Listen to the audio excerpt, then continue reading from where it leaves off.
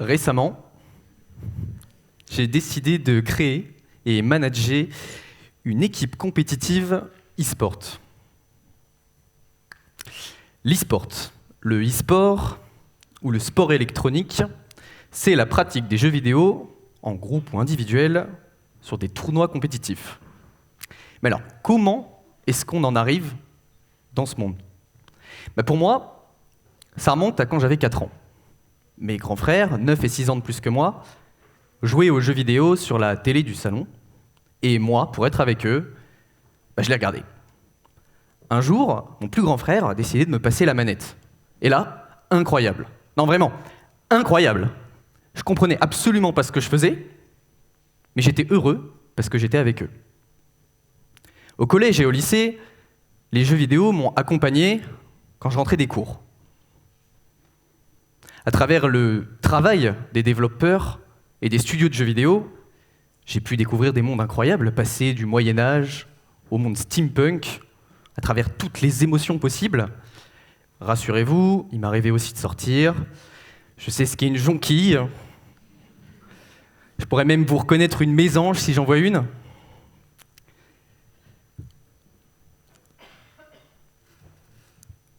À l'orée de mes 18 ans et du passage du bac, mon plus grand frère est décédé.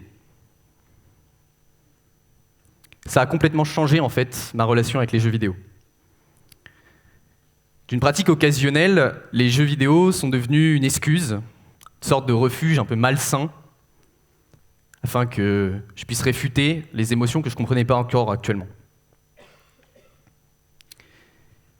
Oui, on peut le dire, j'étais le stéréotype du gamer qui passe jusqu'à 10 heures dans la journée sur ses jeux vidéo au lieu d'aller en cours, et j'ai même raté 2 ans de fac avec ça.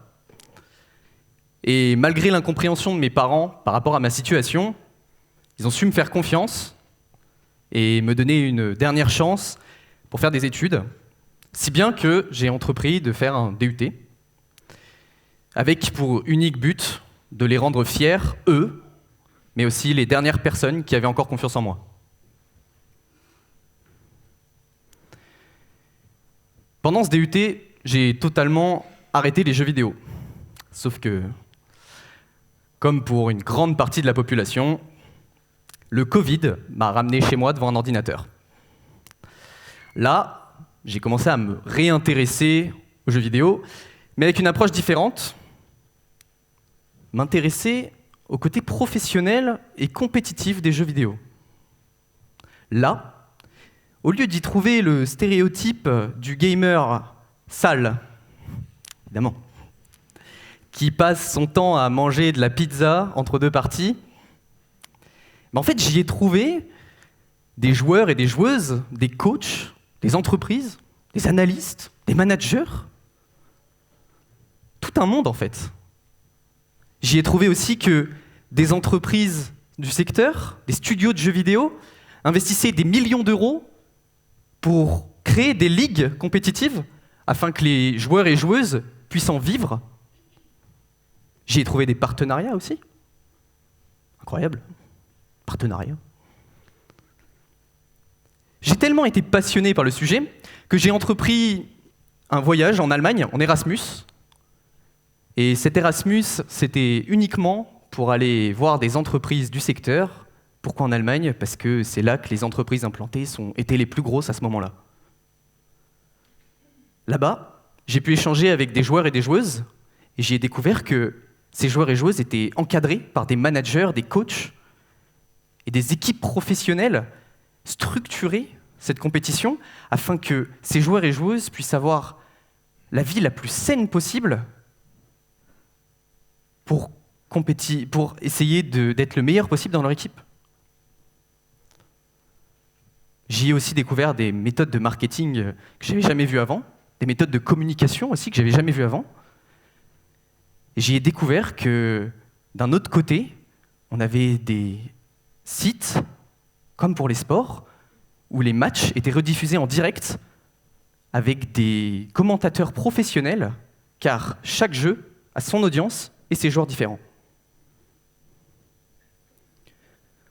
Retour en France, je décide de m'interroger un peu sur l'existence d'un circuit compétitif pour étudiants.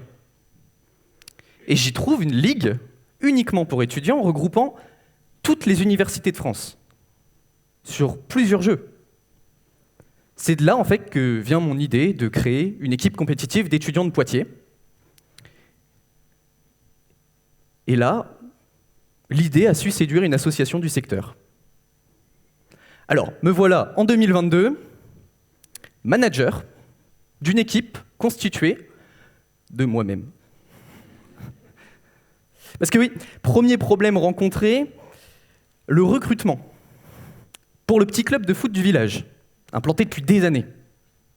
Le recrutement, ça se fait quasiment naturellement.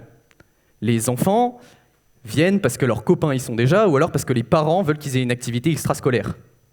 En e-sport, vu que c'est un peu plus jeune, en fait c'est bien plus compliqué, parce que ça se fait quasiment que sur Internet. Et puis, trouver des joueurs d'un niveau homogène quand vous ne les connaissez pas, c'est compliqué. Alors, j'ai placardé quelques affiches dans mon université, sans trop d'espoir. J'ai fait des posts sur Internet, avec un peu plus d'espoir. C'est bien qu'en un mois, j'ai réussi à réunir 5 joueurs et un coach pour les entraîner. On a donc 5 joueurs, un coach, un manager et une ligue derrière, avec une équipe qui nous soutient et qui diffuse nos matchs. Il n'y a plus qu'à s'entraîner. Et là, deuxième problème, l'entraînement. Et oui, l'entraînement, il y en a parmi vous qui ont fait du foot ? Oui. Je reviens sur cet exemple parce que j'ai fait 10 ans de foot, je connais que ça, quoi. Et donc, au foot, l'entraînement, ça peut être que sur un seul aspect du jeu. Imaginons le corner. Un entraînement sur le corner fait que du corner.